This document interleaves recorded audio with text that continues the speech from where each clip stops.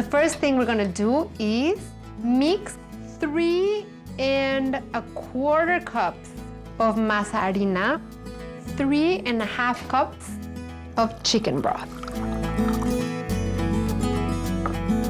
I am using my hands to mix the masa for a very scientific reason. And that is because it is a lot of fun, and fun is very healthy. You know that the masa is ready when it feels completely smooth. For these tamales, we're going to pre-cook the masa a little bit in a pot, and it's gonna make a completely different masa or tamal experience. I have 1½ cups of water, and I'm going to add ½ teaspoon of salt, and I'm going to add the masa to the pot. And then I'm going to add lard. I have a cup of lard. If you don't want to use lard, you can use vegetable shortening, or you can use coconut oil, and it gives the tamales a delicious flavor, and it has sort of the same consistency as the lard or the vegetable shortening. Stir and cook for several minutes until the water is absorbed and the masa has thickened and become springy. Look, this masa is ready. And the next thing we're gonna do is an achiote sauce to make chicken in achiote, because that's gonna be the filling for our mini pibis. Crumble 2 ounces of achiote paste into a blender. So I'm adding 3 ripe tomatoes, a cup of chicken broth, some oregano, allspice, and garlic, and a thin slice of white onion, salt and pepper. And we're gonna puree these until completely smooth. And then I'm gonna start heating the oil here, just a couple of tablespoons, medium-high heat. I can see the oil is starting to shake and tremble in the pan, and I'm gonna add the sauce.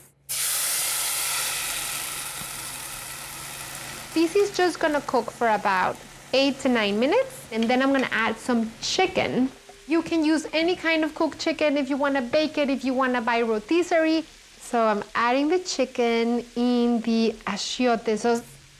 To make the tamales, we're not using corn husks, we're using gigantic, enormous banana leaves. And yes, you can find them in your grocery store, or if not, a Latino or international grocery store nearby. 10-inch pieces, just like these. I'm gonna show you how you prepare your leaves for the tamal. So I have low heat. You just very, very slowly and gently just pass the leaf through the open flame on both sides. And you can see how the banana leaves transforms in colors. It's going to be much more resilient, and it's not gonna break when you fold and wrap the tamal. It smells like a wild jungle. In here, we're gonna get the tamalera ready. You can just use any pot that you have and use a steaming basket. So I'm gonna add enough water so that it sits right under the steaming basket or the steaming layer. And I'm going to add some of the banana leaves on the bottom of the tamalera so that the tamales are not soaking with the boiling water. So you have your piece of banana leaf, a 1/4 cup of masa, and I'm going to make sort of a rectangle shape. It doesn't have to be perfect. I am going to make a little bit of an indentation. So beautiful. You wish you could eat it like this. And then you're just gonna fold it, following the shape, and you fold it like that.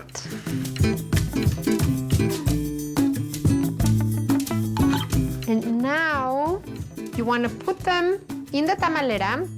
You want to stack them when it starts to steam, and you want to stack them staggered. I'm just going to cook these for about 50 minutes to an hour. As you can see, the banana leaf became like a second skin.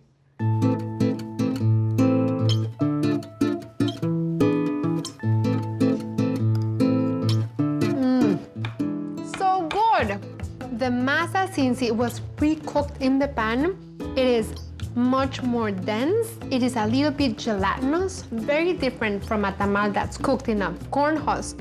And then it has this topping of the shredded chicken in that very thick achiote sauce, and I can't describe the punch of flavor it packs.